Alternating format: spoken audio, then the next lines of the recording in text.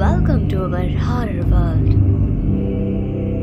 दोस्तों, ये कहानी जो मैं आपको सुनाने जा रही हूँ, ये बिल्कुल सच्ची घटना पर आधारित है। ये घटना मेरे सब्सक्राइबर के साथ घटी है, जिसका नाम है राकेश, जिसकी दादी का घर पश्चिम बंगाल में मल्हार की तरफ पड़ता है और उस घर के पास ही एक जंगल है, जिस जंगल के पास मंदिर है।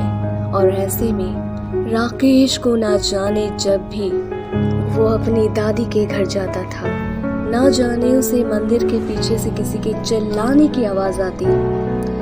राकेश हमेशा उस आवाज को नोटिस करता था, लेकिन वो किसी को बताता नहीं था कि उसे डर लगता है। पर ऐसे में अगर वो ये बात बता भी देता तो कोई भी उसकी बातों पर यकीन नहीं करेगा। फिर भी उसने ये बात अपने मामा से कही, पर उसके मामा ने कोई जवाब नहीं दिया। उल्टा ये कहा कि पढ़ाई पर ध्यान लगाओ, ऐसी उल्टी सीधी अंधविश्वास पर बातों पर ध्यान मत दो, अपना काम करो। ऐसे में एक रात जब वो अपनी दादी के घर था और फोन चला रहा था, रात के समय तो फिर से उसे किसी लड़की के चिल्लाने की आवाज आई। चिल्लाने के साथ साथ ऐसा लग रहा था कि कोई रो रहा हो, जिसे सुनकर राकेश के मानो होश ही उड़ गए हो। आपको बता दें, ये आवाज इतनी डरावनी थी कि इससे राकेश तो क्या, बच्चे बूढ़े हर कोई डर जाता। ऐसे में वो अकेला बाहर नहीं जाना चाहता। ऐसे में उसने ठान लिया कि देखना तो पड़ेगा ही कि आखिर ऐसी कौन सी चीज है, ऐसी कौन सी आवाज है जो मुझे डरा रही है। ऐसे में राकेश अपने कुछ दोस्तों को फोन करके अपने गांव बुला लेता है। जब सभी दोस्तों के आने के बाद खाना पीना खाने के बाद रात के 12 बज जाते हैं, तो यहाँ पर ये लोग डिसाइड करते हैं कि अब हमें निकलना होगा छानबीन करने के लिए, जहाँ से वो आवाज आती है। आपको बता दें, राकेश को मिलाकर ये 4 लोग थे। ऐसे में जब चारों धीरे धीरे मंदिर के पीछे की तरफ बढ़ रहे थे, तो वहाँ का रास्ता बहुत ज्यादा सुनसान होता हुआ दिखाई दे रहा था।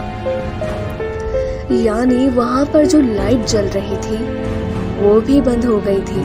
और ऐसे में जंगल से अजीब और गरीब आवाजें आ रही थी। ऐसे में किसी को रात में जाने की हिम्मत ही नहीं थी।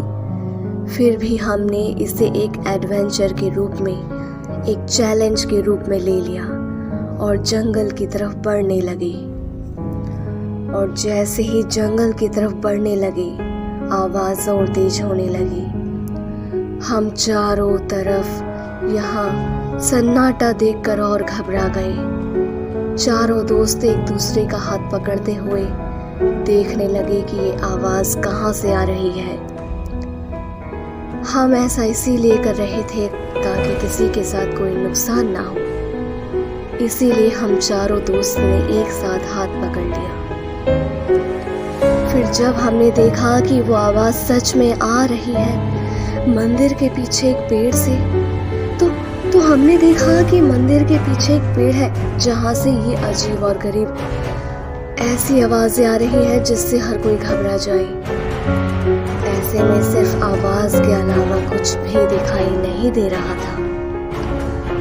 ज्यादा आवाज तेज होने के कारण हमने वहां से पीछे हटना सही समझा और अपने घर आ गए। और हमने घर पर किसी को नहीं बताया कि हम रात को कहाँ गए थे, क्योंकि अगर इस बारे में घर वालों को पता होता तो हमारी खैर नहीं होती।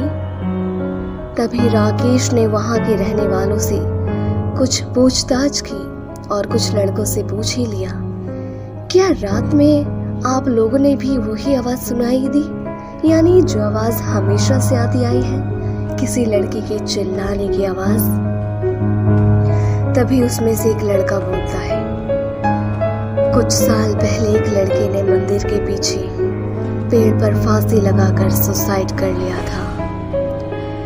ऐसे में राकेश और जानना चाहता था कि आखिर लड़की के साथ हुआ क्या था ऐसा। जब उसे पूरी कहानी का पता चला तो उसे समझ आया, यानी लड़की को एक लड़के ने धोखा दिया था, जिससे परेशान होकर उसने सुसाइड करना सही समझा। और ऐसे में ही जो आवाज आती है वो आवाज उस लड़के के लिए आती है कि कब वो लड़का आए और कब वो आत्मा अपना बदला लेकर मुक्त हो जाए। ये सब सुनने के बाद तो राकेश को ये कहानी लगने लगी एक मनगढ़ंत कहानी। भला ऐसे कोई सुसाइड क्यों करेगा, लेकिन मरने के बाद कोई किस तरीके से बदला ले सकता है, ये भी एक मनगढ़ंत कहानी लग रही थी राकेश को। उसे ये बात बिल्कुल भी हजम नहीं हुई। और ऐसे में हमने ये भी देखा कि कुछ लोग तो वहाँ ये बात बताने से भी डरते हैं कि उनके साथ ये हादसा ना हो जाए। दोस्तों, आपको बता दें, ये सारी बातें खुद राकेश सुन रहा था, लेकिन उसे और भी ज्यादा एक्साइटमेंट होने लगी क्योंकि इसे ये मनगढ़ंत कहानी लग रही थी। अब ऐसे में उसने ठान लिया था कि वो दोबारा वहां जाएगा उस पेड़ के पास और छानबीन करेगा, और इस बार वो पूरी तैयारी के साथ जाएगा।